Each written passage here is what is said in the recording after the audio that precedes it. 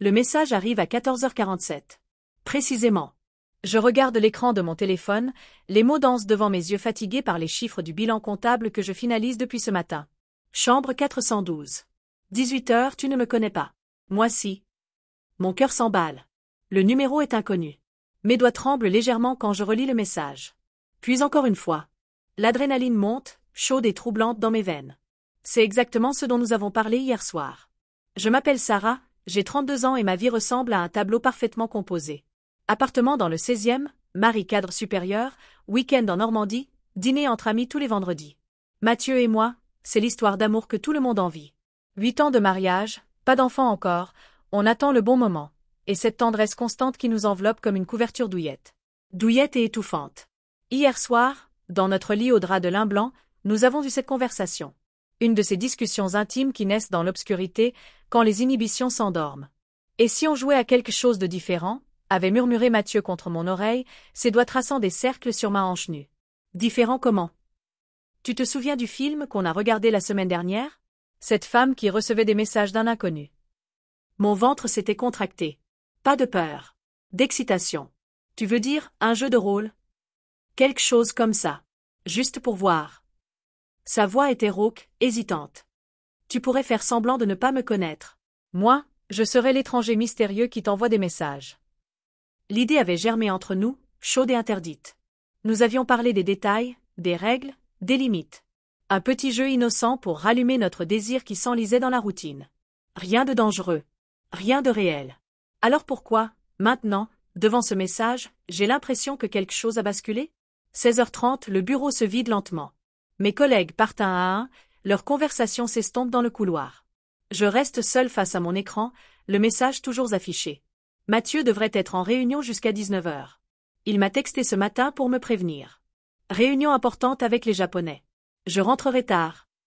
C'est parfait pour notre petit jeu. Sauf que quelque chose cloche. Le ton du message. Froid. Distant.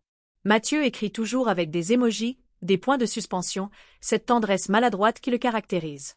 Là, les mots sont nets, tranchants. Presque menaçants. Tu ne me connais pas. Moi si.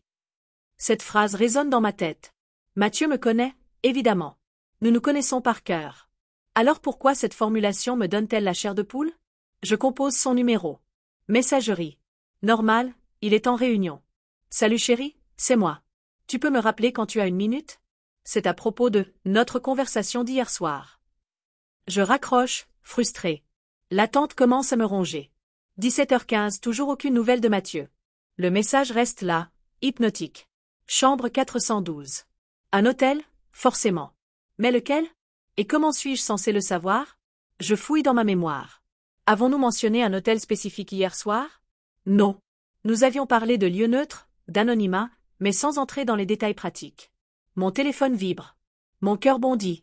Ne cherche pas à me joindre. Contente-toi de venir. Ou n'y va pas. Le choix t'appartient. Cette fois, c'est différent. Plus personnel. Plus dangereux. Je regarde autour de moi. Le bureau vide, les néons qui grésillent, le bruit sourd de la circulation en contrebas. Tout semble normal, et pourtant j'ai l'impression d'être observé. 17h45, je marche dans la rue, mon sac serré contre moi. Mes talons claquent sur le pavé mouillé, il a plu cet après-midi, une de ces averses parisiennes qui laissent l'air électrique. J'ai pris ma décision sans même m'en rendre compte. Mes pas m'ont mené vers le métro, puis vers le centre. Vers lui. Mais où exactement? Le doute me saisit à nouveau. Comment suis-je censé trouver cet hôtel mystérieux? Chambre 412, ça pourrait être n'importe où. Un nouveau message arrive, comme s'il lisait dans mes pensées. Hôtel des Grands Boulevards. Tu as 5 minutes de retard. Mon sang se glace. Comment peut-il savoir que je suis en retard? Comment peut-il savoir que je viens? À moins qu'il ne me voie? Je scrute la foule autour de moi. Les visages flous des passants, les vitrines illuminées, les reflets dans les fenêtres des immeubles. Quelqu'un m'observe-t-il? Mon mari joue-t-il si bien son rôle qu'il me fait vraiment peur? L'hôtel des Grands Boulevards. Je connais. Un établissement chic près de l'opéra. Mathieu et moi y sommes allés une fois, pour l'anniversaire de mariage de ses parents. Il se souvient de tout, décidément. 18h02, je pousse la porte de l'hôtel. Le hall est somptueux, tout en marbre et dorure. L'ambiance feutrée me rassure un instant. Des couples distingués sirotent des cocktails au bar, des hommes d'affaires consultent leur téléphone dans les fauteuils de cuir. Rien d'inquiétant. Je me dirige vers l'ascenseur d'un pas que j'espère assurer. Le liftier me sourit poliment. 4e étage, s'il vous plaît.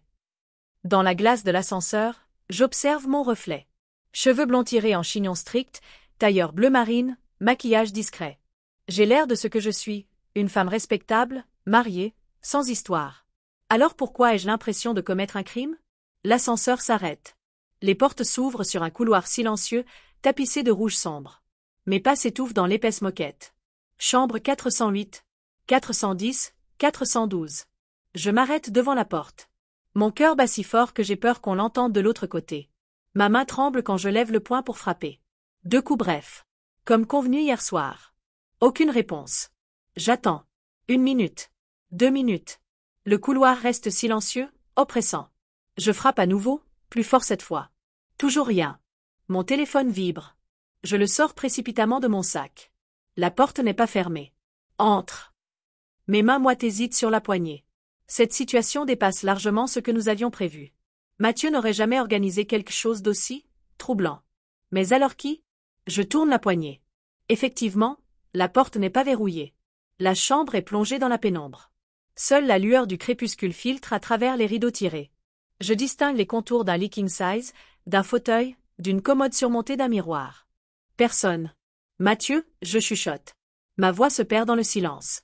Je fais un pas dans la pièce, tous mes sens en alerte. L'odeur est celle de tous les hôtels chics, mélange de linge propre et de parfum d'ambiance. Rien de personnel, rien de familier. Sur le lit, une enveloppe blanche. Je m'approche, mes jambes flageolantes. L'enveloppe porte mon nom. Sarah. Écrit à la main, d'une écriture que je ne reconnais pas. À l'intérieur, une simple feuille de papier. Maintenant que tu es là, les règles changent. Ce n'est plus un jeu. Quelqu'un nous observe depuis le début. Quelqu'un sait. Va-t'en. Immédiatement. Et oublie cette soirée si tu veux que ton mariage survive. Le papier tombe de mes mains. Mon souffle se coupe. Ce n'est pas l'écriture de Mathieu. Je sors de l'hôtel comme une somnambule. Mes jambes tremblent, mes mains sont glacées malgré la douceur de cette soirée de septembre. La rue grouille de vie autour de moi, couples qui se promènent, touristes qui prennent des photos, terrasses animées, mais j'ai l'impression d'évoluer dans une bulle de silence. Quelqu'un nous observe depuis le début. Ces mots tournent en boucle dans ma tête. Nous. Mathieu et moi. Quelqu'un sait pour notre conversation intime d'hier soir. Quelqu'un nous espionne. Mon téléphone sonne. Le nom de Mathieu s'affiche. Mon cœur fait un bond. Sarah, tu vas bien? J'ai eu ton message. Sa voix. Familière, rassurante. Mon Mathieu. Je ferme les yeux, soulagé. Où es-tu? Je chuchote. Toujours au bureau. Cette réunion n'en finit plus. Pourquoi? Tu as l'air bizarre. Tu ne m'as pas envoyé de message cet après-midi. Un silence. Puis, quel message? Mon monde vacille. Si ce n'est pas lui, alors qui? Sarah? Tu es là? Oui. Excuse-moi, j'ai eu une journée difficile. Tu veux qu'on reporte notre petit jeu à demain? On n'est pas obligé de? Non, je m'empresse de répondre. Non, tout va bien. À tout à l'heure. Je raccroche, paniqué. Pourquoi ai-je menti? Pourquoi n'ai-je pas tout raconté? Parce que si je lui dis la vérité, il voudra comprendre. Il posera des questions. Et ces questions, je n'ai pas envie d'y répondre. Pas encore. 19h30, je rentre chez nous. L'appartement sent bon le dîner que j'ai préparé ce matin, une blanquette qui mijote depuis des heures. Tout est exactement comme je l'ai laissé ce matin. Les coussins bien alignés sur le canapé, les magazines empilés sur la table basse, la vaisselle du petit déjeuner dans l'égouttoir. Ma vie d'avant. Ma vie normale. Je me sers un verre de vin blanc et m'installe sur la terrasse. Paris s'étend devant moi, illuminé dans la nuit naissante. Les fenêtres des immeubles s'allument une à une, révélant des fragments de vies inconnues. Combien de secrets se cachent derrière ces fenêtres? Mon téléphone vibre. Un nouveau message. Mon sang se fige. Tu as bien fait de partir. Mais maintenant, tu fais partie du jeu. Mes doigts tremblent sur l'écran. J'appelle le numéro.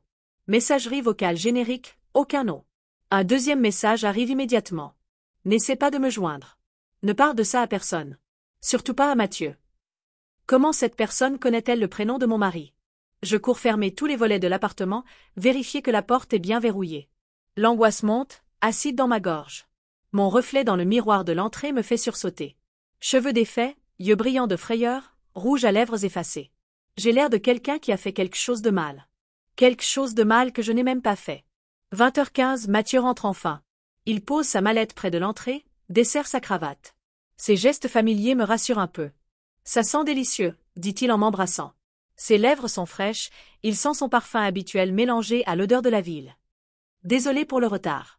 Ces Japonais sont infatigables. Je le serre contre moi plus fort que d'habitude. Il rit. Eh bien, on dirait que j'ai manqué à madame. Si seulement il savait. Pendant le dîner, je l'observe attentivement. Ses mains qui découpent sa viande, ses yeux noisettes qui me sourient par-dessus son verre, sa façon de raconter sa journée avec ses petites mimiques qui me font rire depuis 8 ans. Est-ce possible qu'il me mente? Qu'il soit derrière ces messages troublants? Non. Je connais cet homme. Je connais ses expressions, ses intonations, ses habitudes. Mathieu est incapable de mentir. Quand il essaie, ses oreilles rougissent et il évite mon regard. Alors qui? Tu es silencieux ce soir, remarque-t-il. Tout va bien au bureau? Oui, juste fatigué. Premier mensonge de la soirée. Il coule si facilement de mes lèvres que j'en suis effrayé. Au fait, continue-t-il en servant le fromage, j'ai réfléchi à notre conversation d'hier soir. Mon cœur s'accélère.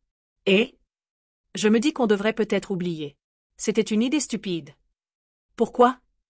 Il hausse les épaules, gêné. Je ne sais pas. Ça me met mal à l'aise, finalement. Et si ça nous échappait? Si ça devenait réel? Trop tard, ai-je envie de lui dire. C'est déjà réel. Mais je me contente de hocher la tête. Comme tu veux. Deuxième mensonge. Parce que maintenant, j'ai besoin de savoir. J'ai besoin de comprendre qui tire les ficelles, et pourquoi. Minuit. Mathieu dort profondément à côté de moi, sa respiration régulière dans l'obscurité. Je fixe le plafond, les yeux grands ouverts. Mon téléphone éclaire soudain la chambre. Message. Tu ne dors pas. Normal. Demain, 14 heures, café de Flore. Viens seul. Il faut qu'on parle. Cette fois, c'est différent. Plus direct. Plus humain. J'hésite longtemps avant de répondre. Mes doigts pianotent silencieusement sur l'écran. Qui êtes-vous? La réponse arrive quelques secondes plus tard. Quelqu'un qui s'intéresse beaucoup à toi, Sarah. Quelqu'un qui te connaît mieux que tu ne le penses. Mon sang se glace. Cette personne utilise mon prénom. Elle sait où j'habite, sinon, comment saurait-elle que je ne dors pas? Elle connaît mon mari. Que voulez-vous? T'aider. Ton mariage parfait cache des secrets. Des secrets que tu mérites de connaître. Je repose le téléphone, les mains tremblantes. Mathieu marmonne dans son sommeil et se tourne vers moi. Dans le noir, son visage ressemble à celui d'un étranger. Des secrets. Quels secrets? Le lendemain matin, Mathieu se lève tôt. Il a une présentation importante, m'explique-t-il en nouant sa cravate devant le miroir. Il rentrera tard encore une fois. Tu fais quelque chose de spécial aujourd'hui? Demande-t-il en prenant son café. Non, rien de prévu. Troisième mensonge. Il s'accumule déjà. Après son départ, je reste longtemps sous la douche, l'eau brûlante coulant sur ma peau.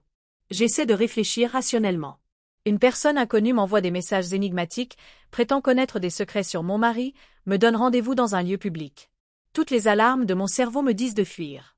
D'appeler la police. De tout raconter à Mathieu. Mais il y a cette petite voix, au fond de moi, qui chuchote. Et si c'était vrai? Et si Mathieu cachait effectivement quelque chose? 13h50, je suis assise en terrasse au café de Flore, mes lunettes de soleil vissées sur le nez malgré les nuages. J'observe chaque personne qui passe, chaque visage qui pourrait être celui de mon mystérieux correspondant. Un homme en costume sombre me sourit depuis le comptoir. Mon cœur bondit. Mais il se dirige vers une table où l'attend une femme brune. Une femme seule lit un journal à quelques mètres. Elle lève les yeux vers moi, puis replonge dans sa lecture. 14h05, toujours personne. Mon téléphone vibre. Regarde dans ton sac. Poche intérieure. Mes mains fouillent fébrilement dans mon sac. Dans la petite poche zippée où je range habituellement mes cachets d'aspirine, mes doigts rencontrent un objet inconnu. Une clé USB. Mon sang se fige. Comment cette chose est-elle arrivée dans mon sac? Quand? Où? Un nouveau message. Rentre chez toi. Regarde ce qu'il y a dessus. On se reparle ce soir.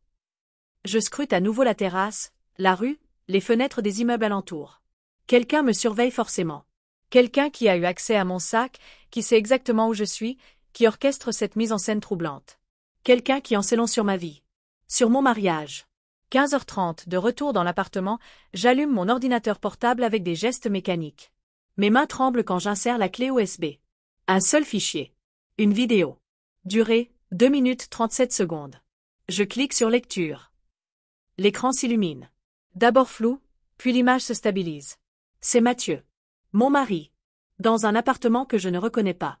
Il enlève sa veste, desserre sa cravate. Exactement les gestes qu'il fait chaque soir en rentrant. Sauf qu'il n'est pas chez nous. Et qu'il n'est pas seul. Une femme apparaît dans le cadre. Brune, élégante, plus jeune que moi. Elle porte une robe noire qui épouse parfaitement ses formes. Elle s'approche de Mathieu, lui sourit. Il lui caresse le visage avec une tendresse que je connais bien. Cette façon qu'il a de glisser ses doigts dans les cheveux, ce sourire doux qu'il me réservait autrefois. Mes yeux se remplissent de larmes, mais je n'arrive pas à détourner le regard. La femme l'embrasse. Longuement. Passionnément.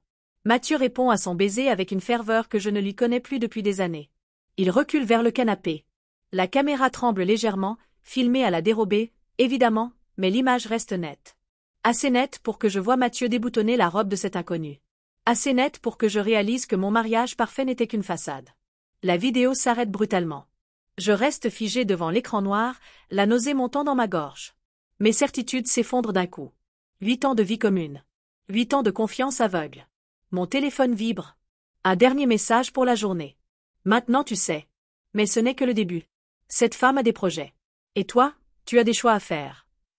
Je n'ai pas dormi de la nuit. Les images de la vidéo dansent devant mes yeux fermés. Mathieu et cet inconnu, leurs corps enlacés, cette intimité volée que je croyais nous appartenir exclusivement. À 6h30, j'entends Mathieu se lever. Ses pas feutrés sur le parquet, le bruit de la douche, ses habitudes matinales que je connais par cœur. Combien de fois s'est-il levé ainsi après avoir passé la soirée avec elle? Je feins de dormir quand il vient m'embrasser avant de partir. Bonne journée, mon amour, murmure-t-il contre ma tempe. Mon amour. Ces mots me brûlent maintenant. Je serre les dents pour ne pas exploser. Dès que la porte se referme, j'ouvre les yeux. L'appartement sent encore son parfum, ce mélange de bergamote et de cèdre que j'aimais en respirer sur ses chemises. Maintenant, cette odeur me donne la nausée. 10h47, je suis au bureau, mais incapable de me concentrer. Les chiffres dansent sur mon écran, les colonnes se mélangent. Mes collègues me parlent, je réponds par automatisme. Tout me semble irréel. Mon téléphone vibre. Mon cœur bondit. Comment as-tu dormi? Cette fausse sollicitude me révulse. Que voulez-vous exactement? Justice. Cette femme joue avec ton mari depuis 6 mois. Elle a des projets précis. Des projets qui concernent ton avenir. 6 mois. Pendant que je m'inquiétais de nos silences au dîner, pendant que j'attribuais sa distance à la fatigue du travail, il construisait une autre vie. Qui est-elle? Léa Moreau. 28 ans. Attachée de presse dans l'agence de communication qui travaille avec la boîte de Mathieu. Ambition, beauté, intelligence. Et aucun scrupule. Le nom résonne dans ma tête. Léa. Il a dû prononcer ce prénom devant moi, innocemment, en parlant boulot. Combien d'indices ai-je raté? Rendez-vous à 13h. Brasserie Lip. Table au fond à droite. Il faut que tu vois quelque chose. Cette fois, je n'hésite pas. La curiosité est plus forte que la peur. J'ai besoin de comprendre dans quoi je suis tombée. 13h05, je pousse la porte de la brasserie, mes jambes flageolantes. L'ambiance belle époque me submerge. Miroir doré, banquette en moleskine rouge, serveur en tablier blanc qui slalome entre les tables. Au fond à droite, une femme seule consulte son téléphone. Elle lève les yeux quand j'approche. Léa Moreau. Mon souffle se coupe. C'est bien elle. La femme de la vidéo. En chair et en os, à quelques mètres de moi. Plus belle encore qu'à l'écran. Cheveux noirs ondulés qui encadrent un visage au trait fin, yeux verts perçants, ce genre d'élégance naturelle qui vous donne immédiatement envie de rentrer sous terre. Elle me sourit. Un sourire carnassier. Sarah, je présume. Sa voix est douce, mélodieuse. Une voix qu'on n'oublie pas. Une voix que Mathieu doit murmurer à l'oreille pendant leurs étreintes. Je reste debout, paralysé. Asseyez-vous. Nous avons tant de choses à nous dire. Je m'exécute comme un automate. Mes mains tremblent quand je pose mon sac sur la banquette. Vous, c'est vous qui m'envoyez tous ces messages. Elle incline gracieusement la tête. Surprise. J'espère que ma petite mise en scène vous a plu. L'hôtel, les messages mystérieux. J'avoue que j'ai pris beaucoup de plaisir à orchestrer tout ça. Pourquoi? Parce que j'en avais assez d'attendre. Mathieu me promettait de vous parler depuis des mois, mais il n'en faisait rien. Alors j'ai décidé de prendre les choses en main. Elle commande un verre de champagne. Moi, je n'arrive même pas à déglutir. Qu'est-ce que vous voulez? Ce que je veux. Elle rit, un rire cristallin qui fait se retourner les hommes aux tables voisines. Je veux que Mathieu soit heureux. Et il ne peut pas l'être avec vous. Ces mots me frappent comme des gifles. Vous ne le connaissez pas? Détrompez-vous. Je le connais mieux que vous ne l'imaginez. Ses rêves, ses ambitions, ses frustrations. Tout ce qu'il n'ose plus partager avec vous. Elle sort son téléphone, fait défiler des photos. Des selfies de deux. Mathieu qui rit aux éclats, Mathieu détendu comme je ne l'ai plus vu depuis longtemps, Mathieu qui la regarde avec des yeux brillants d'amour. Regardez-le. Vous voyez cette lumière dans ses yeux? Quand l'avez-vous vu pour la dernière fois chez vous? Je ne réponds pas. Parce que je sais qu'elle a raison. Mathieu ne sait pas que nous nous rencontrons aujourd'hui, continue-t-elle. Il serait furieux. Il vous protège encore, vous savez. Il a des scrupules. Moi pas. Le serveur apporte son champagne. Elle lève son verre dans ma direction, ironique. À la vérité, finalement. Il va me quitter, je murmure. Pas de lui-même. Il est trop gentil. Trop, correct. C'est pour ça que je dois l'aider. L'aider comment? Son sourire se fait plus dur. En lui montrant qui vous êtes vraiment. Elle sort une enveloppe Kraft de son sac, la pose sur la table entre nous. Qu'est-ce que c'est? Des photos. De vous. Prises hier soir, devant l'hôtel des Grands Boulevards. Très compromettante. Une femme mariée qui entre seule dans un hôtel de luxe. On peut imaginer beaucoup de choses, n'est-ce pas? Mon sang se fige. Vous m'avez piégé. Brillamment, je trouve.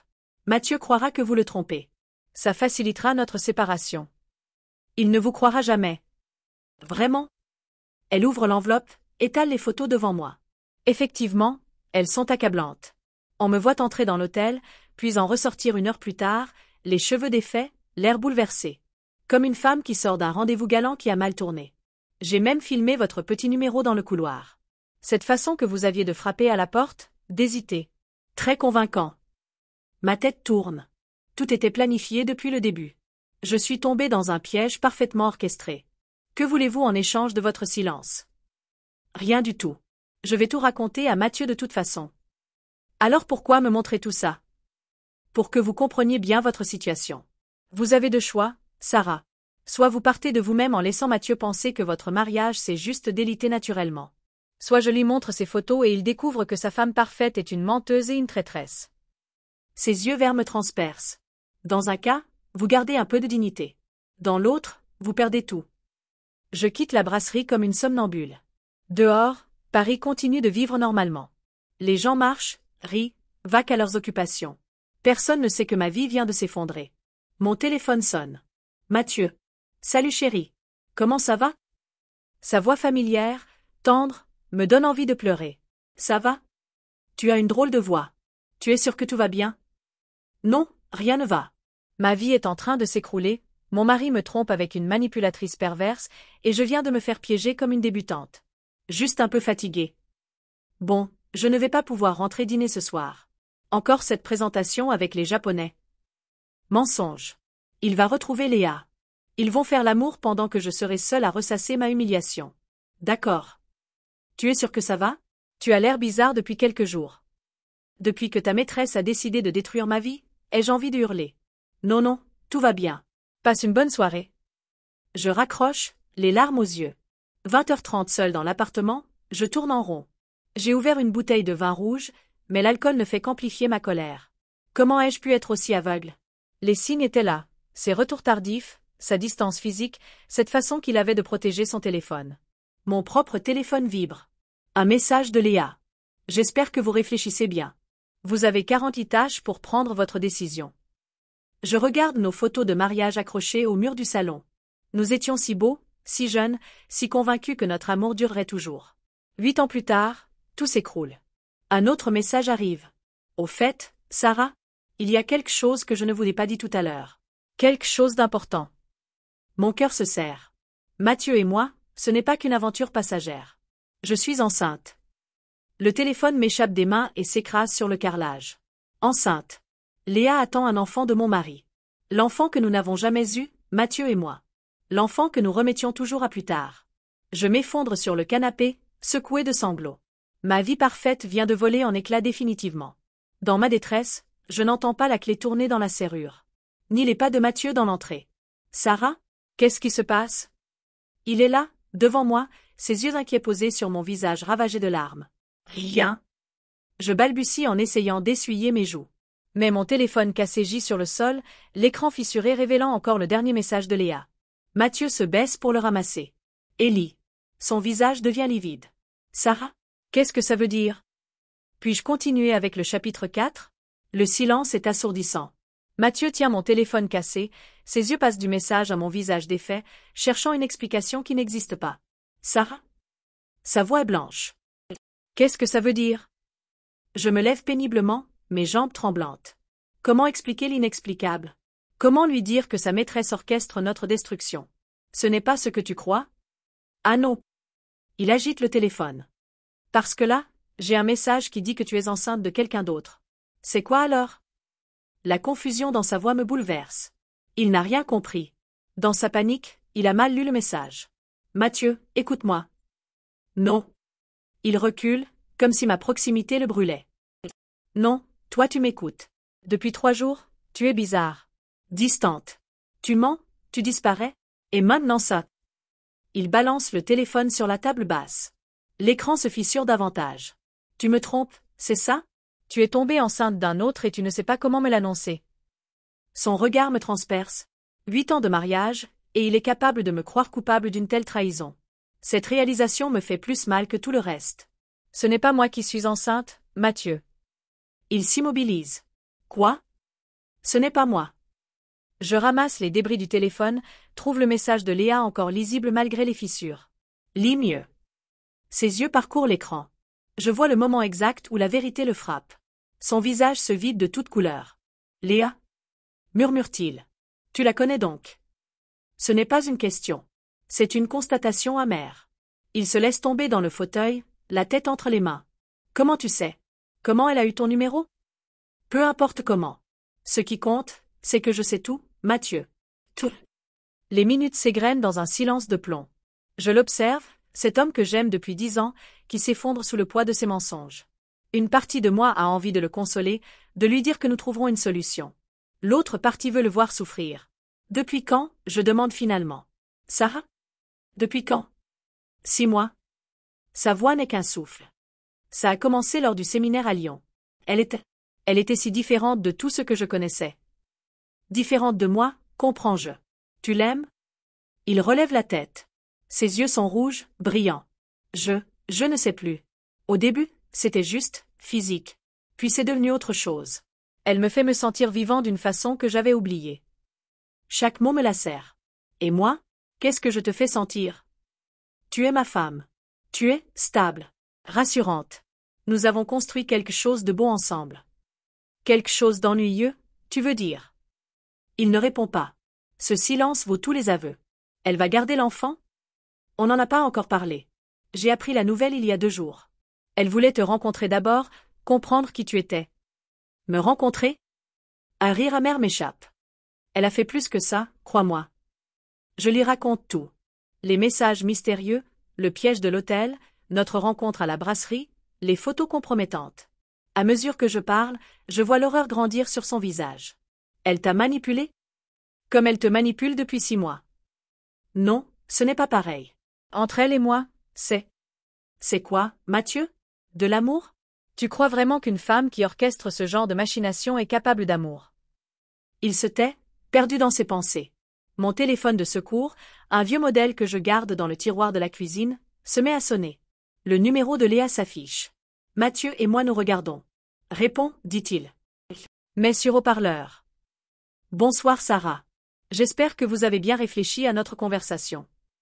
La voix mielleuse de Léa emplit le salon. Mathieu tressaille en l'entendant. Léa, intervient-il. Qu'est-ce que tu fous? Un silence. Puis, Mathieu, tu es chez ta femme? Parfait. Ça va nous faire gagner du temps. Explique-moi ce bordel. Sarah m'a tout raconté. L'hôtel, les photos, tes menaces. Mes menaces? Elle rit. J'appelle ça de la communication, mon chéri. Ta femme et moi avions besoin de clarifier les choses. En la piégeant?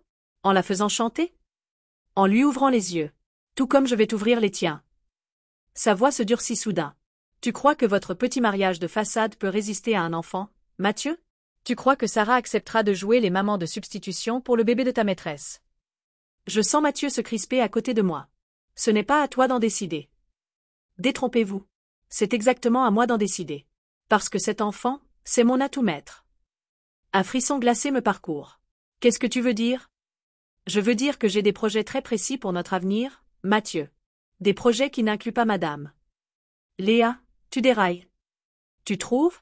Alors explique-moi pourquoi tu n'arrives pas à te résoudre à la quitter? Pourquoi, malgré tout ce qu'on partage, tu continues à jouer les maris dévoués? Mathieu me jette un coup d'œil, comme s'il cherchait la réponse sur mon visage. Parce que, c'est compliqué. Non, mon chéri. C'est simple. Tu as peur. Peur de bouleverser ton petit confort bourgeois. Mais moi, je n'ai pas peur. Et je vais t'aider. Comment? Je demande, bien que je redoute la réponse. En montrant à Mathieu qui tu es vraiment sous ton vernis de femme parfaite. Je ne comprends pas. Bien sûr que si. Ces photos de toi à l'hôtel, ce n'était que le début. J'ai d'autres éléments. D'autres preuves. Quelles preuves?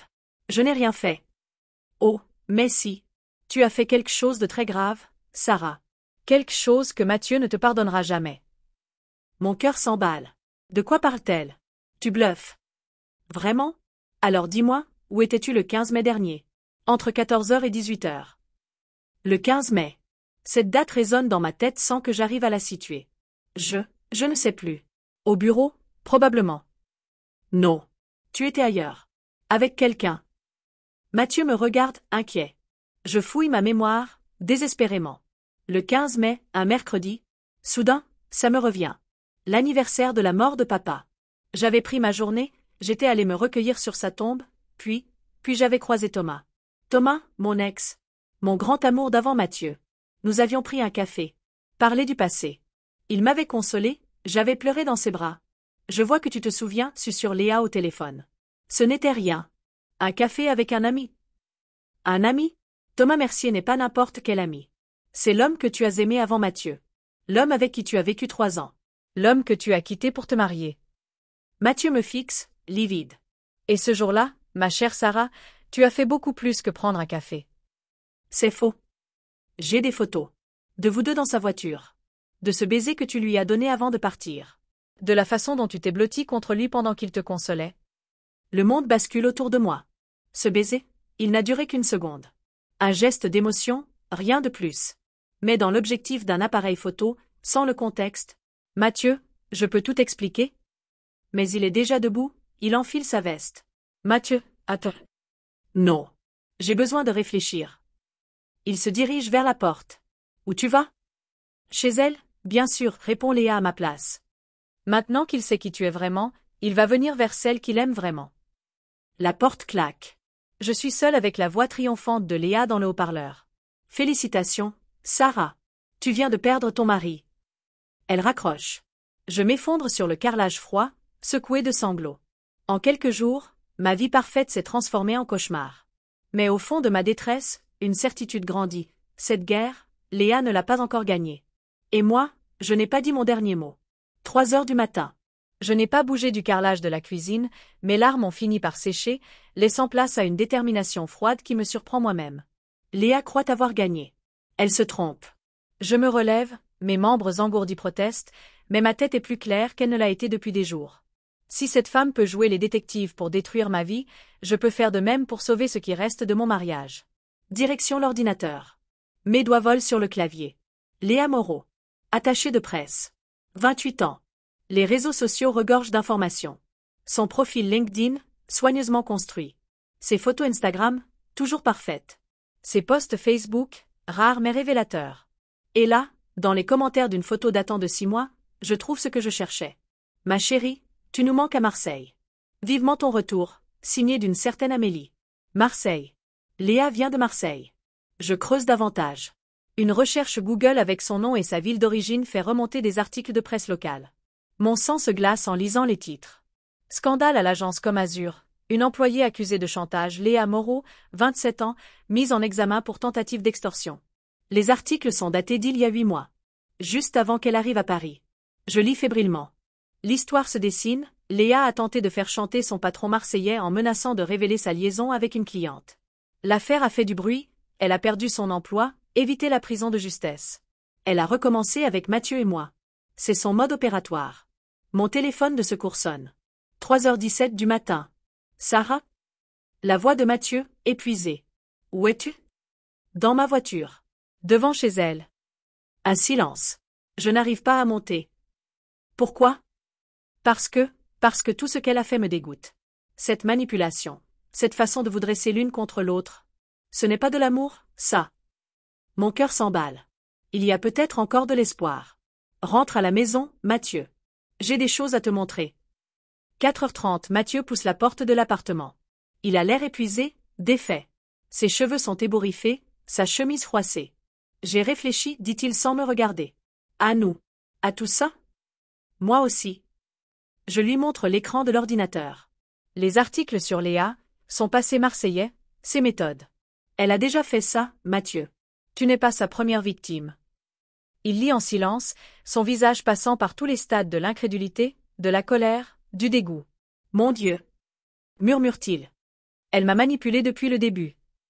Nous manipuler. Moi aussi, je suis tombée dans ses pièges. Cette grossesse, tu crois que c'est vrai? Je ne sais pas. Mais même si c'est le cas, ça ne change rien à ce qu'elle est. Mathieu s'assoit lourdement sur le canapé. J'ai été si aveugle. Elle me faisait sentir vivant, désirable. J'avais l'impression de revivre. Sa franchise me fait mal, mais j'apprécie sa sincérité. Notre mariage s'enlisait, je le sais. Nous nous sommes laissés glisser dans la routine. Ça ne justifie pas ce que j'ai fait. Non. Mais ça l'explique. Nous restons silencieux quelques minutes, chacun perdu dans ses pensées. Et Thomas? Demande-t-il finalement. C'était l'anniversaire de la mort de papa. J'étais bouleversée, il m'a consolée. Ce baiser, ça n'a duré qu'une seconde. Un geste d'émotion, rien de plus. Pourquoi tu ne me l'as pas dit? Parce que je savais que tu le prendrais mal. Et j'avais raison. Il sourit tristement. On s'est bien menti tous les deux. Léa nous a montés l'un contre l'autre. C'était son plan depuis le début. Mon téléphone sonne. Encore elle. Cette fois, je décroche sans mettre le haut-parleur. Léa. Sarah. Tu es encore debout? Mathieu n'est pas encore arrivé chez moi. Il se serait perdu. Sa voix dégouline de fausse inquiétude. Il ne viendra pas. Pardon? Tu as entendu. Il ne viendra pas. Nous savons qui tu es vraiment. Un silence. Puis. Je ne vois pas de quoi tu parles. Marseille. L'agence Comme Azur. Le chantage. Ça te rafraîchit la mémoire? Cette fois, le silence se prolonge. Quand elle reprend la parole, sa voix a perdu toute sa douceur. Petite fouineuse. Tu recommences le même schéma. Séduis l'homme marié, manipule la femme, fait chanter tout le monde. Ça a marché à merveille jusqu'à maintenant. Pas cette fois. Tu crois ça? Et l'enfant que je porte, tu en fais quoi? Si tu es vraiment enceinte, ce dont je doute, cet enfant ne changera rien. Mathieu ne voudra plus jamais te revoir. On parie? La ligne se coupe. Je rejoins Mathieu sur le canapé. Il a l'air perdu, fragile. Elle va revenir à la charge, dis-je. Je sais. Mais cette fois, je suis prêt. Nous sommes prêts. Il me prend la main. Ses doigts sont froids, tremblants. Tu peux me pardonner, Sarah? Après tout ce que j'ai fait? La question que je redoutais. Celle à laquelle je n'ai pas de réponse simple. Je ne sais pas. Pas maintenant. Peut-être jamais complètement. Il acquiesce, les yeux baissés. Mais je suis prête à essayer, j'ajoute. Si tu le veux vraiment. Si tu es prêt à tout recommencer. Plus que tout. Alors nous devons d'abord nous débarrasser de Léa. Définitivement. Le lendemain matin, nous mettons notre plan à exécution. Mathieu appelle Léa, lui donne rendez-vous dans un café du 9e. Un lieu public, neutre. Il lui annonce qu'il veut clarifier les choses. De mon côté, je contacte la police marseillaise. L'inspecteur qui avait géré l'affaire Comme Azur accepte de me parler au téléphone. Léa Moreau? Elle nous a causé bien des soucis. Nous la soupçonnions de recommencer ailleurs, mais elle avait été prudente. Plus maintenant. J'ai des preuves de chantage, de manipulation, de harcèlement. Envoyez-moi tout. Si c'est solide, nous pourrons rouvrir son dossier. 15h, le café de la rue de Châteaudun. Je suis installée à une table d'angle, dissimulée derrière un journal. Mon téléphone enregistre discrètement. Léa arrive pile à l'heure, resplendissante dans une robe rouge qui épouse ses formes. Elle a ce sourire confiant des prédateurs sûrs de leur coup. Mathieu l'attend déjà, tendu. Mon chéri, tu as l'air fatigué? Elle tente de l'embrasser, il l'évite. Asseyez-vous. Nous devons parler. Le vouvoiement l'a fait tiquer. Qu'est-ce qui ne va pas? Marseille. L'agence Comme Azur. Vos méthodes. Son masque tombe instantanément. Cette garce de Sarah t'a tout raconté. Elle m'a ouvert les yeux. Vous n'êtes qu'une manipulatrice. Et alors? Sa voix devient agressive. Ça ne change rien à ce qu'on a vécu ensemble. Ça ne change rien à cet enfant que je porte. Quel enfant? Vous êtes vraiment enceinte? Elle hésite une fraction de seconde. C'est suffisant. Bien sûr que je le suis. Prouvez-le. Comment oses-tu douter de moi? Facilement. Montrez-moi une échographie. Un test de grossesse. N'importe quelle preuve médicale. Je n'ai pas ça sur moi. Parce que ça n'existe pas. Léa se lève brusquement, renversant sa chaise. Tu vas le regretter, Mathieu. Tous les deux, vous allez le regretter. C'est une menace? C'est une promesse. Elle sort du café en claquant la porte. Plusieurs clients se retournent. J'ai tout enregistré. Une semaine plus tard, Léa Moreau est interpellée à son domicile parisien. Chantage, harcèlement, usurpation d'identité, son dossier est lourd. Elle n'était pas enceinte. Évidemment. Son avocat négocie. Elle accepte de quitter Paris et de ne plus nous contacter en échange d'un arrangement à l'amiable. C'est fini. 3 mois plus tard. Mathieu et moi sommes en thérapie de couple. C'est difficile, douloureux parfois, mais nécessaire.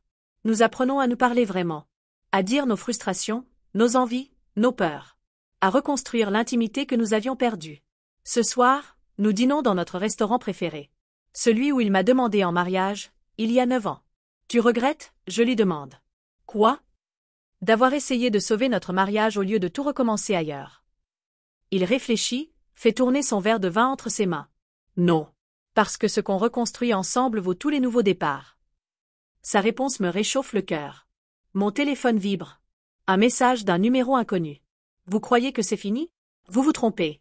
Ce n'était que le début. D'autres couples vont connaître ce que vous avez vécu. Et cette fois, j'ai appris de mes erreurs. Je montre le message à Mathieu. Son visage se durcit. Elle était censée nous laisser tranquilles. Apparemment, Léa n'a pas dit son dernier mot. Un nouveau message arrive. Au fait, Sarah, tu croyais vraiment être la première? L'enquête sur mon passé t'a menée jusqu'à Marseille. Mais as-tu pensé à chercher avant? Lyon, Bordeaux, Toulouse. J'ai semé beaucoup de graines. Et elles commencent toutes à germer. Mon sang se glace. Combien d'autres couples Léa a-t-elle détruits? Combien de vies brisées dans son sillage? Qu'est-ce qu'on fait? Murmure Mathieu. Avant que je puisse répondre, un dernier message illumine l'écran. Tu sais ce qui est drôle, Sarah?